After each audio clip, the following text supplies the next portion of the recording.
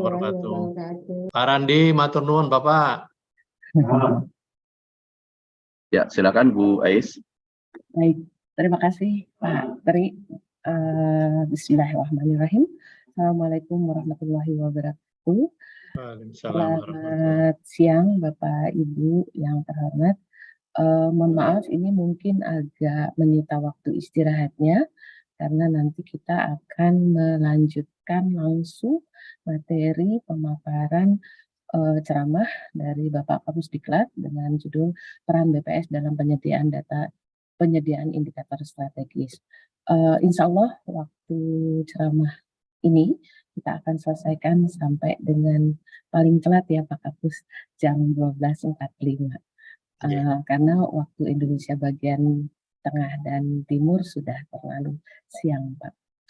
Baik, Bapak Ibu yang saya hormati, sesi ini mungkin nanti akan disampaikan oleh Bapak Kapus kurang lebih sekitar 30 sampai 45 menit. Nanti akan dilanjutkan 15 menit dengan sesi tanya jawab. Pemapar kita adalah Bapak Kapusdiklat, Bapak Suntono, yang akan langsung memberikan materi tentang peranan BPS dalam penyediaan data indikator strategis ini. Mohon disimak Bapak Ibu yang terhormat karena memang materi ini sangat penting yang akan mengantarkan atau membridging Bapak Ibu mengenai pemahaman atau pencerahan tentang materi-materi yang akan disampaikan para narasumber nanti pada masa PJJ tentang literasi statistik dan indikator strategis ini. Untuk mempersingkat waktu, kepada yang terhormat Bapak Kapusdiklat, Bapak Suntono, kami persilakan. Silakan Bapak. Terima kasih Bu Uis, matur sembah. Baik, Bapak Ibu sekalian yang saya hormati, saya banggakan. Assalamualaikum warahmatullahi wabarakatuh. Selamat siang dan selamat pagi menjelang siang bagi yang di Indonesia Tengah dan Barat. Alhamdulillah kita masih dipertemukan ya Bapak Ibu sekalian dalam forum yang sangat baik ini. Dan saya kira tadi Pak Randi sudah memberikan materi yang sangat komprehensif Bapak Ibu sekalian terkait dengan perencanaan di lingkup yang lebih luas secara nasional. Dan sekarang kesempatan saya untuk menyampaikan materi yang tentu tidak seberat ketika Pak Randi tadi menyampaikan materi Bapak Ibu sekalian. Insya Allah saya akan menyampaikan yang ringan-ringan, kulit-kulitnya saja, dan nanti ketika Bapak Ibu teman-teman sekalian mendapatkan materi yang saya sampaikan ini, akan lebih dalam ketika disampaikan oleh para direktur yang terkait dengan indikator-indikator yang saya sampaikan sekarang ini. Bapak Ibu sekalian, saya akan memulainya dengan kurang lebih 4 topik ya Bapak Ibu ya. Yang pertama itu pengertian data statistik. Nanti yang kedua saya akan masuk ke peran statistik dalam pembangunan yang nanti ini menurut saya akan beririsan dengan apa yang tadi disampaikan oleh Pak Randi. Yang ketiga juga kemungkinan juga sama beririsan yaitu peran BPS di dalam pembangunan statistik. Dan yang keempat terkait dengan penyediaan indikator strategis BPS. Waktunya relatif singkat, jadi izinkan saya kalau nanti saya agak lari-lari kecil, moga-moga Bapak Ibu senantiasa bisa mengikuti. Saya akan mulai dengan pengertian data dan statistik, ini sifatnya hanya knowledge saja, hanya pengetahuan, saya kira saya tidak perlu mengelaborasi ini, karena Bapak Ibu bisa mendapatkan materi-materi ini, dan mempelajarinya lebih lanjut. Saya skip saja ya Bapak Ibu ya, nanti bisa dibaca. Saya akan sedikit saja nanti coba mengantar ke slide ini terkait dengan official statistik menurut UNS Book tentang manajemen dan organization. Nah, Bapak Ibu sekalian, di dalam UN Handbook ini, ya, kurang lebih ini menekankan tentang 3 aspek. Yang pertama, statistik itu menggambarkan fenomena baik ekonomi, demografi, sosial, dan lingkungan. Dan juga statistik itu dikembangkan, ya, diproduksi, dan disebarluaskan sesuai dengan prinsip dasar statistik. Dan yang ketiga, statistik dihasilkan oleh Kantor Statistik Nasional atau NSO, ya, dan institusi lain. Karena kalau bicara statistik, Bapak Ibu selama ini pandangannya, pikirannya tertuju pada Badan Pusat Statistik. Padahal di tempat Bapak Ibu juga sebagai lembaga penyelenggara statistik. Jadi ketika statistik itu dikumandangkan, maka perhatian kita harusnya sama di BPS dan juga di Bapak Ibu sekalian sebagai penyelenggara statistik sektoral. Karena keberadaan kami ini untuk saling melengkapi sistem statistik nasional. Nah, inilah beberapa jenis data, Bapak Ibu sekalian, yang kita kumpulkan sama-sama, ya. Ada yang Bapak Ibu kumpulkan dan dikumpulkan BPS, ada yang dikumpulkan BPS tapi tidak dikumpulkan Bapak Ibu, terutama untuk kegiatan yang namanya sensus. Dan sebagian survei, walaupun Bapak Ibu menyelenggarakan, tetapi itu umumnya menjadi kegiatan rutin BPS. Nah, namun demikian untuk kegiatan yang lain, ya, baik cara pengumpulannya maupun menurut sumbernya, ini Bapak Ibu sering menggunakan, ya, statistik ini.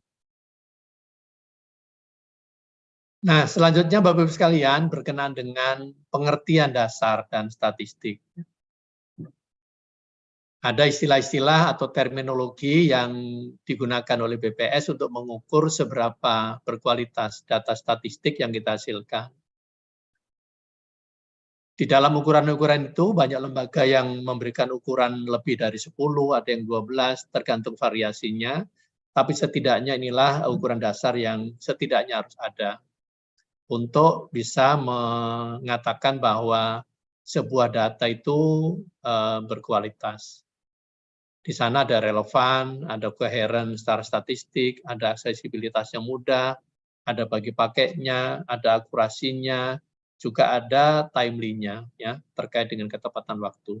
Sekali lagi ini tidak baku, tapi ini syarat dasar. Banyak lembaga lain yang mensyaratkan itu lebih dari 10, ada yang 11, ada yang 12, bahkan ada yang lebih. Nah, saya akan maju terus Bapak Ibu ya. Ini tantangan dalam penyediaan statistik. Tantangan kita ke depan ini semakin luar biasa Bapak Ibu, apalagi di era yang serba tidak menentu. Di era yang serba disrupsi ini, beberapa aspek harus kita sikapi. Kita harus bisa beradaptasi dalam situasi yang serba penuh dengan ketidakpastian. Yang pertama yang perlu kita harus sikapi adalah kebutuhan data itu semakin kompleks. User kita juga membutuhkan data itu makin cepat, makin beragam. Dan ini kita sebagai penyelenggaranya, sebagai penyedianya harus segera bisa adaptasi untuk bisa memberikan layanan yang paripurna. Nah, untuk itu semua kita dibutuhkan kapasitas yang cukup SDM statistik agar bisa memberikan layanan paripurna tadi itu. Nah, kalau kapasitas kita tidak meningkat, tidak naik kelas, maka kita tidak bisa memberikan layanan yang paripurna. Nah, sekarang kita lihat juga banyak aplikasi-aplikasi di berbagai kementerian dan lembaga, bahkan di pemerintah daerah juga banyak gitu. Nah, harapannya aplikasi yang bertebaran di mana-mana itu harus bisa disatukan gitu ya, supaya bisa dikomunikasikan antar sistem dan itu memungkinkan untuk bisa dibagi-pakaikan atau aspek interoperabilitasnya bisa dijalankan. Dan beberapa tantangan kita adalah tidak mudah mengontrol kualitas data. Data yang bersebaran di mana-mana itu memang perlu dipastikan kualitasnya agar bisa memberikan layanan yang baik. Karena prinsip dari perencanaan itu tersedia saja data belumlah cukup. Dan data yang tersedia itu harus bisa dikontrol, harus bisa digaransi kualitasnya. Nah, sekarang data semakin banyak tersebar di mana-mana, ya. Nah, ini menjadi tidak mudah karena setiap penyelenggara statistik itu belum tentu menyelenggarakan statistik sesuai dengan GSBBM-nya. Nah, kalau kami di BPS itu memiliki standar GSBBM yang memang rekomendasinya dari Perserikatan Bangsa-Bangsa. Ada beberapa tahapan di sana, mulai dari specify need sampai di-evaluate. Itu setiap tahapan itu kita lakukan. Nah, apakah di seluruh lembaga penyelenggara statistik di Indonesia sudah menerapkan itu? Nah, kalau belum, berarti itu yang perlu diperbaiki agar kualitas data yang dihasilkannya terbanding antar penyedia statistik. Yang berikutnya adalah permasalahan terkait dengan duplikasi data. Ya. Data tidak memiliki standar data yang sama. Juga seringkali dari penyelenggara itu tidak memiliki metadata. Oleh karena tidak punya metadata, maka ini menyulitkan bagi pengguna data. Karena tidak bisa menginterpretasikan atau tidak bisa memberikan penilaian atas statistik yang dirilis oleh sebuah lembaga. Nah, untuk itu Bapak Ibu sekalian ini perlu perbaikan dari aspek governansi atau tata kelola statistik, ya, terutama bagi lembaga penghasil statistik. Saya akan maju lagi ke peningkatan kapasitas statistik. Ini sangat penting sekali Bapak Ibu, agar kita bisa memberikan data statistik itu yang tergaransi kualitasnya. Yang pertama, itu perlunya yang namanya kapasitas institusi statistik. Ini secara kelembagaan. Ya. Yang kedua, kita juga perlu kapasitas proses dan metode statistik. Seperti apa metodenya, ini harus jelas. Ya. Bisa disampaikan agar supaya si pengguna itu bisa memahami itu. Seperti apa kondisi datanya. Yang berikutnya perlu juga dilakukan penguatan kapasitas dari SDM, dan yang tidak kalah pentingnya adalah kapasitas dari instruktur teknologi informasi yang digunakan. Ini menjadi sangat penting karena di era yang sekarang ini TI menjadi sesuatu yang sangat dibutuhkan, bahkan ini menjadi sesuatu yang wajib hukumnya mengingat perkembangan teknologi informasi yang sangat pesat di masa ini. Saya akan maju terus ke peran statistik dalam pembangunan. Saya kira Bapak Ibu seringkali ya mendengar pidato Presiden Republik Indonesia. Yang salah satu pidato penting dari beliau itu menyampaikan atau mengatakan bahwa data itu menjadi sumber kekayaan baru, itu menurut Presiden. Bahkan nilainya itu lebih berharga dari minyak. Dan ini kalau saya relate ke paparannya Pak Randi tadi itu sangat erat kaitannya gitu ya, terkait dengan perencanaan. Karena ketika kita tidak memiliki data statistik yang baik, tidak memiliki data statistik yang berkualitas, maka hampir pasti perencanaan kita itu menjadi berkualitas. Kalau perencanaan tidak berkualitas atau kurang berkualitas, maka itu menjadi boros dari sisi anggaran. Oleh karena boros dari sisi anggaran, sementara kualitasnya rendah, maka sangat dipastikan program-program perencanaan kita menjadi tidak tepat sasaran. Kalau tidak tepat sasaran, maka kesejahteraan itu tidak akan mungkin hadir. Kalaupun hadir, itu waktunya sangat lama. Karena banyak anggaran-anggaran kita yang mubazir karena ketidaktepatan sasaran tadi itu. Oleh karena itu pentingnya data yang berkualitas di dalam perencanaan. Nah, ini juga pernyataan yang sama kurang lebih dari Presiden Jokowi terkait dengan pentingnya data. Dan ini di sisi sebelah kanan terkait dengan evidence-based policy gitu dari siklus perencanaan juga saya kira tadi ini sudah disampaikan panjang lebar oleh Pak Randi ya. Jadi saya tidak perlu mengulang. Kalaupun Bapak Ibu membutuhkan knowledge terkait dengan ini, saya kira di bahan ini nanti bisa dibaca di kesempatan yang lain. Nah, yang berikutnya Bapak Ibu sekalian, saya akan coba sedikit masuk ke literasi statistiknya. Nah, ini terkait dengan penyusunan rencana ya di tingkat nasional, juga ada target pembangunan, asumsi-asumsi yang diletakkan di dalam APBN, gitu ya. Dan Indonesia itu juga tidak bisa lepas dari statistik dunia, terutama pada aspek penyediaan statistik yang berhubungan dengan SDGs. Ya. Ini saya kira Bapak Ibu juga memiliki tanggung jawab. Kami di BPS juga punya tanggung jawab, di pemerintah pusat punya tanggung jawab, dan pemerintah provinsi juga punya tanggung jawab untuk menyediakan indikator terkait dengan SDGs ini. Juga beberapa kebijakan terkait dengan kementerian lembaga ya yang juga di daerah kepanjangan tangannya juga ada di setiap provinsi walaupun tidak semua kementerian. Yang berikutnya Bapak Ibu sekalian, inilah beberapa statistik terkait dengan fase dalam siklus kebijakan ya. Saya kira ini juga bukan hal yang baru, apalagi Bapak Ibu adalah sebagian orang-orang yang berkecimpung di dalam perencanaan pembangunan, ya, terutama yang dari Bapeda dan Brida. Saya kira ini bukan hal yang asing lah bagi Bapak Ibu sekalian. Saya akan maju saja nanti coba mengelaborasi terkait dengan beberapa indikator statistik yang dirilis oleh BPS. Yang berikutnya Bapak Ibu sekalian, ini juga hal yang penting bagaimana strategi untuk mengorkestrasi statistik di tingkat nasional. Kita juga paham bahwa Perpres 39 2019 terkait dengan Satu Data Indonesia ini sudah mengantarkan kepada kita dalam fase-fase yang sudah tidak di fase awal lagi. Kita sudah lebih baik menyiapkannya dan kolaborasi antar kementerian lembaga ini juga sudah dilakukan.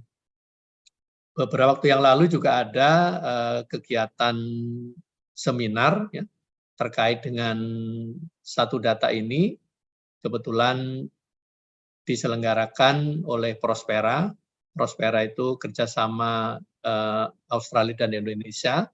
Juga mereka menyampaikan best practice atau pengalaman mereka membentuk Madib. Madib itu seperti SDI-nya Indonesia lah gitu ya. Jadi kami juga banyak belajar kemarin dari Australia bagaimana mengakselerasi SDI agar supaya segera mencapai apa yang dicita-citakannya. Nah, namun demikian Bapak Ibu sekalian, kita juga ingin melakukan orkestrasi yang lebih besar, yaitu sistem statistik nasional. Oleh karena itu, Bappenas atau Kepala Bappenas juga telah memberikan dukungan kepada BPS dalam penguatan sistem statistik nasional. Nah, ini bagian dari orkestrasi sistem statistik yang dikelola oleh kementerian lembaga. Dan sistem ini akan lebih luas ya dibandingkan SDI karena ini menyangkut nanti tata hukum, gitu ya, infrastruktur dan lain sebagainya. Cakupannya lebih luas dibanding SDI. Dan ini kita jalan bersama-sama dalam rangka untuk menyiapkan sistem statistik di tingkat nasional yang lebih baik. Nah, inilah Bapak Ibu sekalian kerangka dari sistem statistik nasional itu nantinya yang melibatkan seluruh kementerian lembaga beserta dengan sumber dayanya. Sumber daya itu bisa berarti metode, bisa sarana, gitu ya, bisa teknologi informasi, bisa perangkat hukum dan lain sebagainya. Ini nanti akan merujuk Bapak Ibu sekalian, merujuk kepada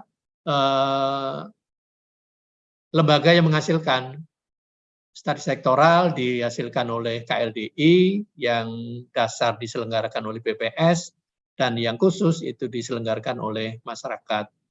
Dan di sebelah kanannya lagi, Bapak Ibu bisa lihat, inilah hasil-hasil yang diperoleh dari kegiatan statistik di masing-masing lembaga tadi. Ya, kegiatannya ada survei, ada kompromin. Kompromin itu kompilasi produk administrasi atau cara-cara lain yang diperoleh atau yang dilakukan. Ya, nanti hasilnya sama dan yang membedakan dari kedua penyelenggara sektoral dan khusus adalah ini ada yang sektoral dan dasar, ada yang khusus. Kalau khusus ini lembaganya itu punya kewajiban untuk menyerahkan sinopsisnya kepada BPS. Dan juga menyerahkan agregat dari hasil penelitiannya kepada BPS.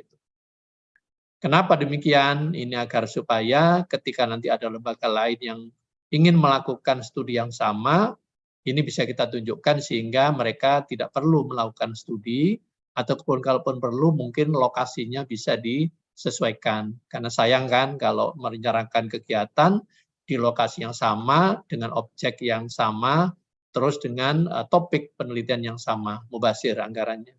Inilah pentingnya sinopsis yang diberikan dari penyelenggaraan statistik khusus kepada BPS, ya. Tidak untuk maksud apapun juga, selain untuk memberikan penjelasan kepada pengguna statistik yang lain.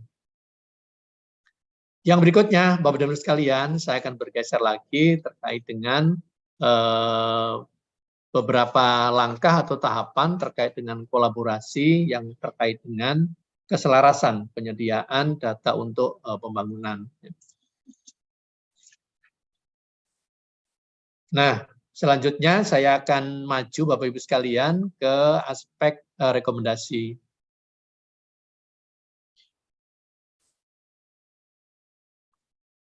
Ini juga penting Bapak Ibu sekalian, ya. Rekomendasi ini dikeluarkan oleh BPS dan apa yang perlu dilakukan agar Bapak Ibu bisa mendapatkan rekomendasi di sebelah kanan ya Bapak Ibu.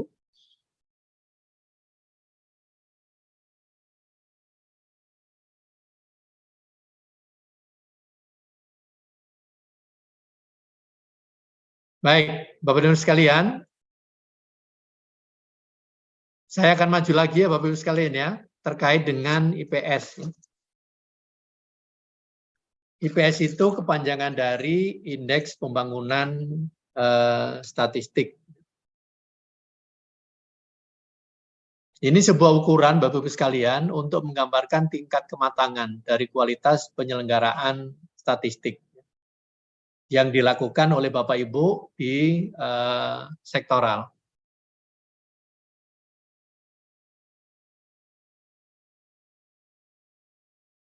Maaf.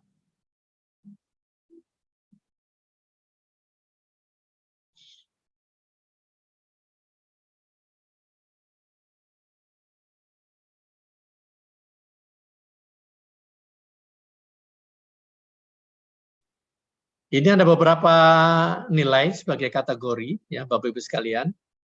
Apakah penyelenggaraan statistik sektoral di tempat Bapak Ibu itu sudah memuaskan atau sudah sangat baik ataukah dalam kategori baik. Ini ada 5 domain, 19 aspek dan 38 indikator. Ini terus dilakukan oleh BPS Bapak Ibu sekalian berkaitannya dengan pembinaan yang dilakukan di setiap provinsi dan di seluruh OPD. Dan ini juga teman-teman di provinsi sudah sangat luar biasa. Di pengalaman saya ketika di Sulawesi Selatan, teman-teman di Sulawesi Selatan ini juga kuat kemauannya dan keinginannya untuk bisa mendapatkan kategori yang lebih baik dari sisi penilaian. Ya.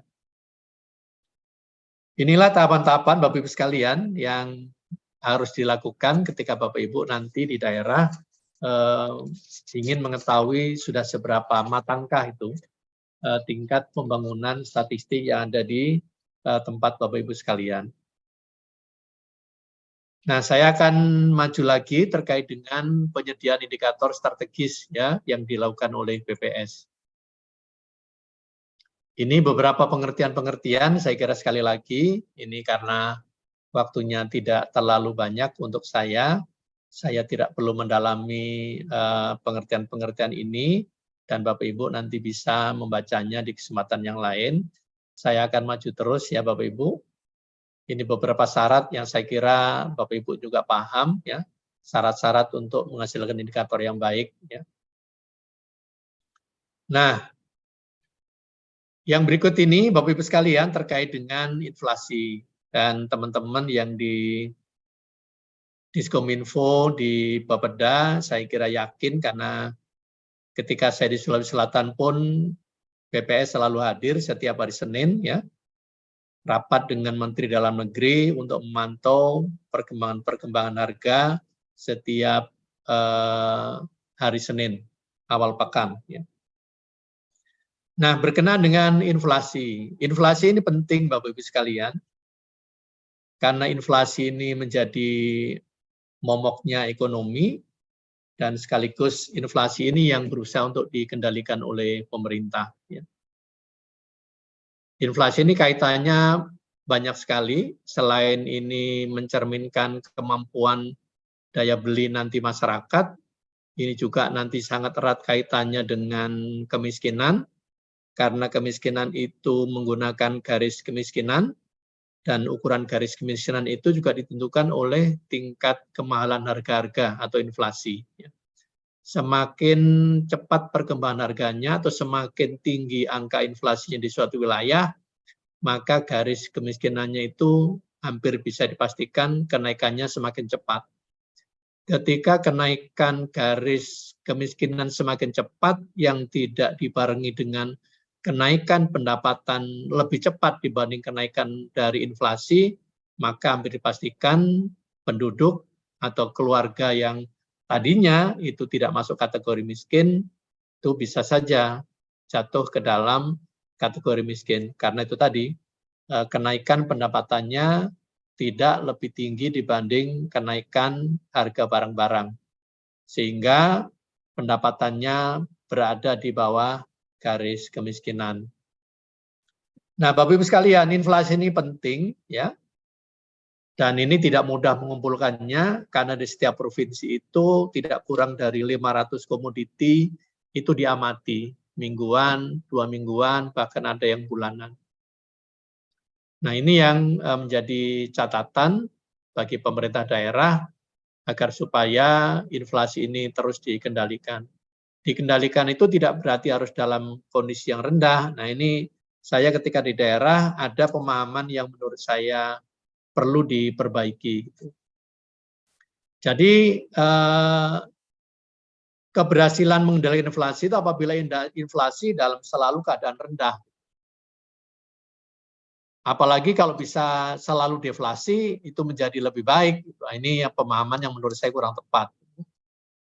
Karena kalau inflasinya terlalu rendah, maka sektor produksi juga akan mengalami kerugian. Kalaupun tidak kerugian, juga tidak mendapatkan keuntungan. Ya. Oleh karena itu inflasi memang dijaga, ya, yang tidak terlalu tinggi, juga tidak terlalu rendah. Jadi kalau pemerintah memasang 3 sampai 3,5 plus minus 1%, saya kira itulah angka-angka yang perlu kita jadikan sebagai rujukan di dalam pengendalian harga-harga inflasi atau harga-harga barang di wilayah kita masing-masing. Nah, berikutnya Bapak Ibu sekalian, ini juga erat kaitannya antara harga-harga tadi itu dengan pertumbuhan ekonominya. Nah, kalau harga-harga produksi atau harga-harga barang itu tinggi, maka sangat dimungkinkan bahwa nilai tambah yang terbentuk itu juga tinggi. Nah, sekali lagi ini juga perlu relevansi antara harga-harga dengan pendapatan penduduk. Dari angka-angka ini, Bapak Ibu sekalian, dapat dilihat bahwa Indonesia ini termasuk negara yang resiliensinya cukup tinggi. Ya, walaupun di negara-negara mitra dagangnya Indonesia itu pertumbuhannya itu volatile, bahkan lebih rendah dari Indonesia. Namun demikian, Indonesia masih bisa tumbuh konsisten di angka di atas 5%. Dan ini patut diapresiasi, Bapak Ibu sekalian. Harapan kita semua ekonomi terus membaik, ya. Walaupun ada beberapa tantangan-tantangan yang ada di depan kita, gitu, terutama terkait dengan perubahan iklim.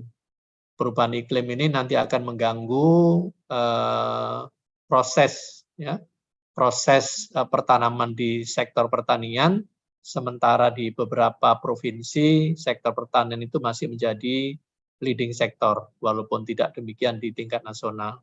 Namun demikian di beberapa provinsi, terutama di Sulawesi Selatan yang saya tahu itu sektor pertanian dominasinya lebih dari 23%. Dan ketika sektor ini terganggu, tentu ini akan berpengaruh secara keseluruhan di struktur ekonomi di Sulawesi Selatan. Dan saya kira untuk provinsi-provinsi yang lain juga kurang lebih sama. kecuali di beberapa provinsi yang memang ekonominya didrive oleh pertambangan, ya saya kira sektor tambang itu yang menjadi satu penggerak utama. Namun demikian, karena sektor satu ini adalah sektor yang sangat strategis karena menyediakan kebutuhan pangan masyarakat Indonesia, maka ini walaupun tidak menjadi sektor utama di tingkat nasional, tetapi perlu mendapatkan perhatian yang khusus untuk sektor satu ini.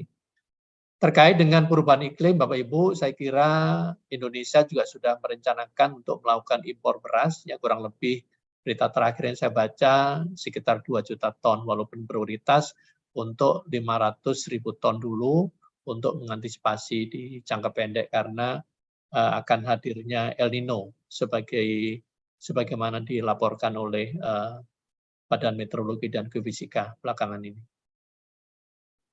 Saya akan terus Bapak Ibu maju lagi terkait dengan kemiskinan. Alhamdulillah Bapak Ibu sekalian, kemiskinan Indonesia juga terus mengalami penurunan, walaupun beberapa kali sempat naik di masa pandemi, tapi recovery-nya ekonomi cukup baik, terlihat dari persentase pertumbuhan yang terus berada di angka di atas 5%, dan itu memiliki relevansi yang baik terhadap penurunan angka kemiskinan. Dan ini terus menjadi program prioritas pemerintah, apalagi pemerintah juga sudah mencanangkan di 2024 kemiskinan ekstrim harus bisa ditangani sampai dengan 0%. Ini satu komitmen yang luar biasa Bapak Ibu sekalian. Tentu saja ketika nanti kemiskinan ekstrimnya sudah di 0% kan dari angka yang ada sekarang, dan ini tentu akan memiliki korelasi yang baik dari upaya pemerintah, baik pusat maupun daerah untuk menurunkan angka kemiskinan makronya. Ya, karena kalau ekstrim itu konotasinya nanti akan ke mikro, karena akan dicari siapa dan di mana si miskin ekstrim itu untuk dilakukan intervensi agar 2024 itu semua tidak lagi menjadi miskin ekstrim. Saya akan bergeser lagi ya Bapak Ibu sekalian supaya nanti saya bisa memberikan kesempatan kita ngobrol-ngobrol untuk tanya jawab. Nah, yang slide ini mengulas tentang keadaan ketenagakerjaan Indonesia. Dan dari nilai TPT ini Bapak Ibu sekalian, ini juga angkanya relatif baik karena Indonesia itu memiliki tingkat pengangguran yang kisaran di angka 5. Pengangguran ini dipotret 2 kali dalam setahun, periodenya itu dipotret di bulan Februari dan dipotret di bulan Agustus. Kalau kemiskinan yang slide sebelumnya tadi itu dipotret di bulan Maret dan dipotret di bulan September. Kenapa 2 kali dipotret? Itu karena agar supaya Indonesia memiliki statistik yang bisa digunakan untuk mengevaluasi kinerja pemerintah di awal tahun dan juga di akhir tahun. Nah, Bapak Ibu sekalian, dari angka kemiskinan juga angka pengangguran yang 5,45 ini ya. Sebenarnya angka ini kalau kita lihat lebih dalam, jadi ada beberapa yang memang perlu menjadi perhatian Bapak Ibu sekalian. Terutama nanti dari aspek jam kerja, juga dari aspek pendidikan. Umumnya yang bekerja di sektor pertanian itu pendidikannya masih rendah. Walaupun mereka terlibat di dalam aktivitas di sektor pertanian, umumnya mereka itu adalah pekerja keluarga. Oleh karena pekerja keluarga, itu berarti mereka bekerja, statusnya bekerja, tetapi tidak memperoleh pendapatan karena sifatnya adalah membantu keluarga. Ini yang seringkali dimaknai kurang tepat ya oleh beberapa pihak. Ketika menghubungkan angka pengangguran dan angka kemiskinan.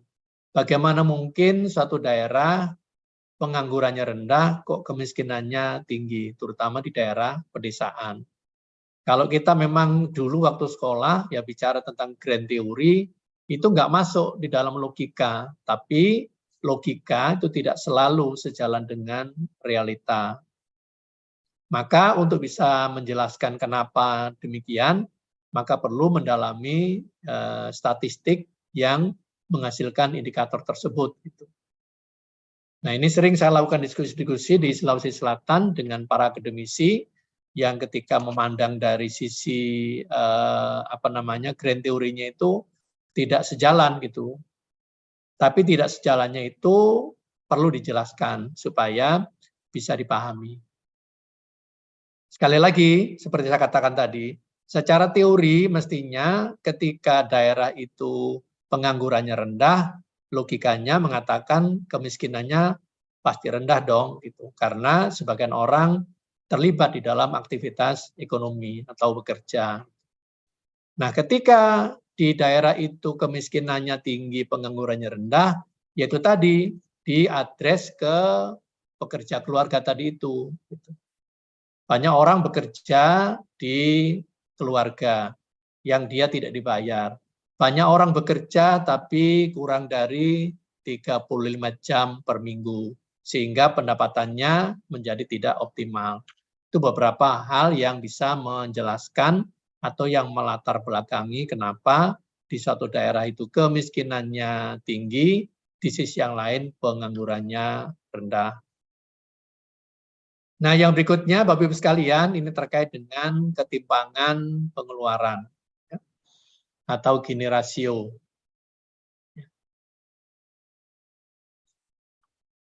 Gini rasio ini secara umum bisa dijelaskan ketika angkanya semakin tinggi, ya itu semakin timpang. Kalau dia semakin rendah, berarti semakin tidak timpang. Ini juga perlu dijelaskan, Bapak Ibu sekalian. Ya. Karena di periode yang lalu itu ada data statistik yang dirilis oleh BPS, ya, itu yang butuh penjelasan karena tidak bisa langsung dimaknai begitu saja dengan melihat angka ini.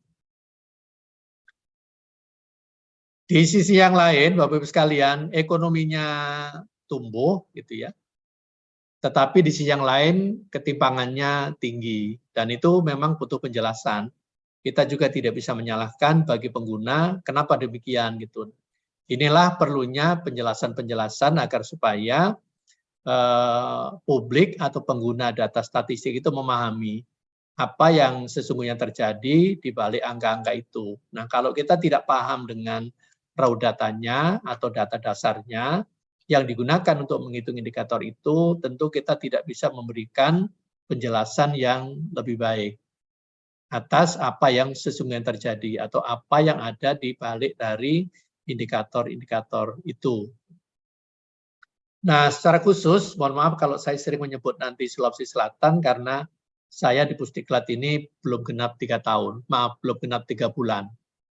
Yang selebihnya tugas saya adalah Kepala BPS Provinsi Sulawesi Selatan dan saya sudah 2 tahun lah berinteraksi dengan statistik di Sulawesi Selatan sehingga saya lebih banyak memahami lah kondisi yang ada di Sulawesi Selatan. Yang berikutnya Bapak Ibu sekalian terkait dengan Human Development Index. Ini juga angkanya terus membaik ya. Walaupun memang ada nanti upaya-upaya yang perlu kita lakukan untuk bisa mendorong lebih cepat, mengakselerasi lebih cepat gitu. Nah, kalau dulu karena metodenya berbeda, maka untuk mendorong percepatan angka IPM itu bisa diakselerasi dari salah satu dimensi saja gitu ya. Maka dulu ketika saya di tempat lain, mau di NTB, mau di Sulawesi Barat, mau di Papua gitu. Dulu saya menyarankan untuk bisa mendorong angka IPM yang cepat itu bisa didorong dari satu dimensi, misal dimensi ekonomi. Itu lebih mudah tuh mendorong. Ya. Tetapi belakangan ini karena metode penghitungannya sudah berbeda dan setiap dimensi itu saling berinteraksi, maka kita tidak bisa mendorong dari salah satu dimensi saja.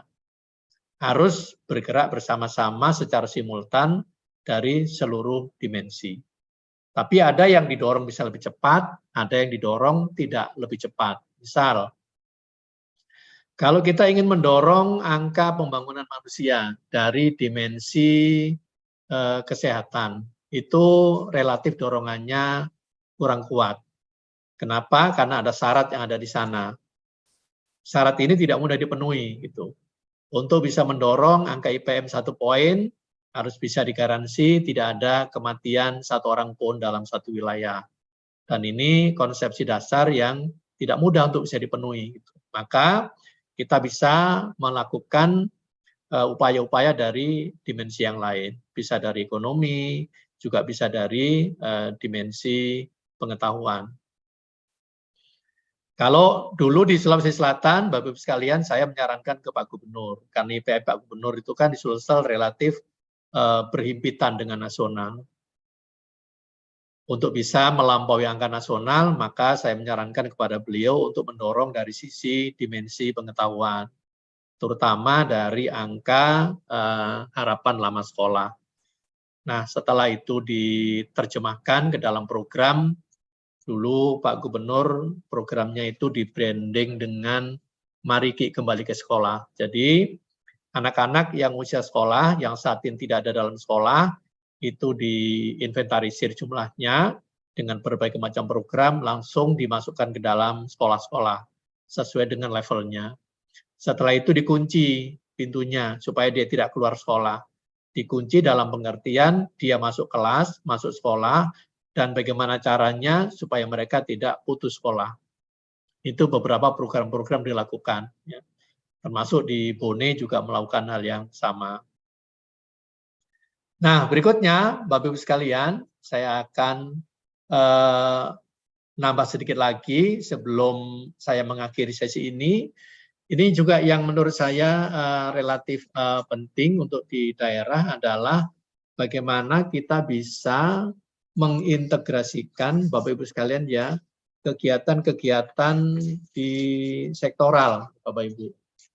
Kegiatan-kegiatan di sektoral itu adalah kegiatan statistik yang diselenggarakan oleh pemerintah kabupaten dan kota, terutama yang ada kaitannya dengan provinsi.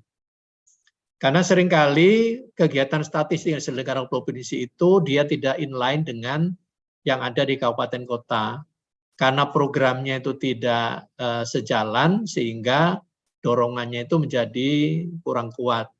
Oleh karena itu akan lebih baik, ya walaupun tidak selalu baik, akan lebih baik kalau program itu datang dari provinsi ke kabupaten kota dan dikawal oleh provinsi untuk tujuan mengakselerasi indikator yang ada di provinsi.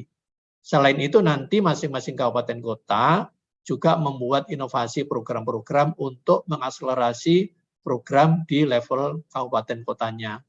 Nah, kalau programnya itu nanti dia terkoordinasi oleh provinsi dan dikawal oleh provinsi, itu dorongannya relatif lebih cepat dibandingkan masing-masing daerah membuat program sendiri-sendiri yang tidak inline dengan kegiatannya provinsi. Bahwa itu nanti akan ada dampak positifnya tidak bisa dipungkiri, tetapi dorongannya menurut pengalaman saya relatif kurang kuat atau kurang cepat. Saya kira itu yang dapat saya sampaikan. Mohon maaf kalau saya agak lari-lari kecil karena memang waktunya terbatas ya buat saya, sehingga penyampaian saya sedikit agak terburu-buru. Terutama di daerah timur ini sudah pukul 1.15, sudah waktunya makan siangnya. Saya kira itu dulu Bapak Ibu. Sekali lagi mohon maaf, waktunya saya kembalikan dulu ke Bu Uis. Kalaupun nanti ada yang ingin didiskusikan, monggo saya siap untuk sharing dengan Bapak Ibu sekalian. Matur nuwun, terima kasih. Terima kasih Bapak, luar biasa sekali. Walaupun waktu penyampaiannya singkat, tetapi materi yang disampaikan oleh Bapak luar biasa sekali, padat, dan memang inilah yang sangat dibutuhkan oleh teman-teman ya. Bagaimana teman-teman mendapatkan pencerahan dulu, apa sih yang akan dipelajari dan apa manfaatnya, serta bagaimana pemanfaatannya dari pelatihan ini. Baik Bapak Ibu yang saya hormati, mengingat waktu memang ini Pak, di waktu Indonesia bagian timur sudah jam 2:04 Pak. Oh maaf ya, sorry. Ini waktu 2 jam ya, 2 jam, timur. sorry. Iya. Ya saya di Sulsel soalnya sih, sorry. Ya, untuk mempersingkat waktu, baiklah Bapak Ibu, mungkin ada yang ingin lebih diperjelas lagi, karena materi sudah di-share di WAG kita, tapi mungkin ada beberapa yang masih perlu diberikan pencerahan oleh Bapak. Silakan teman-teman untuk bertanya atau resen. Sudah satu orang yang menyampaikan resennya, Mas Taufikur Rahman dari BPS. Mana ini Mas? Silakan Mas. Nusa Tenggara Barat. Oh, Nusa Tenggara Barat. Baik, silakan Mas Taufikur Rahman. Ada yang ingin ditanyakan? Silakan. Baik, Assalamualaikum warahmatullahi wabarakatuh. Waalaikumsalam warahmatullahi wabarakatuh. Sehat Pak? Baik, Mudah-mudahan masih ingat makasih. NTB Pak. Masih Iya, Pak. Mas, Iya, sehat Alhamdulillah. Sedikit Pak Suntono, ini kebetulan kemarin habis diskusi dengan teman-teman Kominfo di provinsi Pak. Nah, terkait dengan tadi EPSS yang sempat sedikit dibahas oleh Pak Suntono, ini kan salah satu pelatihan yang ditawarkan oleh Pusdiklat adalah literasi statistik Pak. Ini kan masih dalam kondisi yang terkait dengan perencanaan. Nah, isu yang dibawa terkait dengan EPSS kemarin adalah indikator terkait dengan SDM. Nah, itu kemarin teman-teman Kominfo berharap sebetulnya ke kita di Pusdiklat terutama, itu bagaimana SDM statistisi itu bisa dibangun di setiap OPD, yaitu dengan dukungan dari BPS mungkin di kelas statistik dasar yang sebagai syarat untuk menjadi statistisi itu bisa dikembangkan lebih luas di Pusdiklat BPS. Itu harapan teman-teman dari Kominfo, karena begitu ingin menjadi statistisi sebagai pionir-pionir data di setiap OPD gitu. Nah, itu teman-teman Kominfo berharap ada salah satu syarat yang harus terpenuhi adalah kemampuan dalam artinya diklat statistik dasar itu harus terpenuhi gitu. Nah, itu harapannya teman-teman di OPD di NTB khususnya Pak, kemarin diskusi karena Pak Suntono adalah salah satu yang menggerakkan NTB 1 Data pada waktu itu sangat tertarik untuk bisa statistisi itu ada di setiap OPD sehingga pembangunan data di setiap OPD itu menjadi lebih baik gitu Pak. Yeah. Mungkin itu Pak sedikit dari saya dari NTB. Kapan main Pak ke Lombok Pak? Iya Pak. Kita tunggu Pak di Lombok Pak. Terima kasih Pak. Baik, terima kasih Mas Taufikur Rahman atas pertanyaannya. Mungkin masih ada teman-teman yang lain mau bertanya atau satu dulu deh. Monggo Pak Suntono. Baik. Silahkan untuk. Terima kasih Bu Uis. Mas Taufik, makasih ya. Iya nih Mas, nanti insya Allah Mas mau pengen ke NTB nih Mas, tinggal cari waktu yang tepat ini Mas. Baik, Bapak Ibu sekalian, Mas Taufikur Rahman ini adalah salah satu think tank-nya BPS NTB ini Bapak Ibu sekalian. Ini salah satu key person yang ketika saya di sana membantu saya untuk menerjemahkan apa yang menjadi harapan Pak Gubernur di masa pandemi, juga Bu Wagub. Nah, kami di NTB waktu itu sering diminta oleh Pak Gubernur, juga Bu Wagub, untuk membuat kajian-kajian agar supaya kajian BPS itu bisa menjadi penerang di ujung lorong yang gelap, gitu kalau istilahnya Pak Gubernur itu. Nah, salah satu orang kuncinya itu ada Mas Taufik ini. Dan terima kasih Mas Taufik, pertanyaannya luar biasa. Kami di Pusdiklat, Mas Taufik, ini sedang mengembangkan ke arah sana, Mas. Dan ini salah satu timnya itu ya Pak Tri, Bu Uis, ini salah satu tim orang kuncinya untuk mengembangkan apa yang menjadi harapan kawan-kawan Kominfo di NTB. Dan saya kira menurut saya tidak hanya kawan-kawan di NTB, Kominfo di seluruh Indonesia pun mengharapkan hal yang sama. Dan ini kita sedang menggodok itu, nanti kalau sudah siap waktunya dan sudah siap kurikulum dan materinya akan kita sampaikan dalam rangka untuk penguatan EPSS di setiap provinsi pun juga di kabupaten kota. Nah, ini kita sedang diskusi untuk memantapkan materi-materinya supaya nanti memiliki standarisasi yang terbanding gitu ya dengan yang pernah dilakukan sebelumnya. Dan ini masukan yang baik menjadi penguat bahwa ternyata kawan-kawan daerah itu memang membutuhkan. Dan kami pun secara kelembagaan sudah menyiapkan ini, atau sedang, ya, bukan sudah, tapi sedang menyiapkan dan sedang memantapkan apa yang menjadi harapannya Mas Taufik. Saya kira itu Mas, gambaran umum saja. Nanti kalau sudah siap, akan kita diskusikan dulu di internal BPS, dan kalau ini sudah mantap, nanti akan kita jadwalkan kapan akan dimulai kegiatannya. Oke, matur nuwun Mas, ya. Terima kasih, Salam Pak. buat teman-teman Mas. Oke. Siap. Baik, terima kasih Bapak Suntono atas pencerahannya. Harapan yang sama juga Bapak disampaikan dari teman-teman BPS Provinsi Sumbar, Pak, katanya. Oke. Seperti halnya di NTB, di Sumbar pun demikian. Bagaimana statistisi juga bisa memperkuat ya Pak ya, langsung memperkuat tim-tim SKPD di daerah. Baik, Bapak Ibu, masih ada yang ingin bertanya? Silakan. Masih ada? Jika sudah tidak ada, waktunya juga memang sudah sangat melampaui waktu istirahat. Mohon maaf ini Bapak Ibu atas kelebihan waktunya, terutama Bapak Kapus juga setelah ini nanti agendanya juga tambah padat ini, mungkin nanti waktunya tidak ada buat istirahat kalau tidak kita sudahi sekarang. Jika tidak ada lagi yang ingin bertanya, saya rasa kita bisa cukupkan sampai di sini saja. Mungkin Bapak Kapus masih ada hal yang ingin disampaikan? Cukup Bapak? Masih ada? Cukup, saya ingin mengucapkan terima kasih kepada seluruh peserta dan mohon maaf apabila penyampaian saya kurang berkenan. Ya, sebelum saya kembalikan ke Bu Uis, saya akhiri. Wallahu muwaffiq ila aqwamit thoriq. Assalamualaikum warahmatullahi wabarakatuh. Selamat siang dan selamat sore untuk Indonesia Timur. Terima kasih. Saya kembalikan ke Bu Uis. Baik, terima kasih Bapak atas pencerahannya yang luar biasa di siang ini.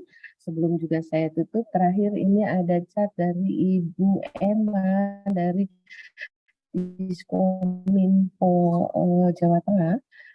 Beliau menyampaikan bahwa BPS mohon mengusulkan atau mensosialisasikan ke BKD terkait usulan statistisi, karena rata-rata statistisi di daerah hanya ada di Kominfo.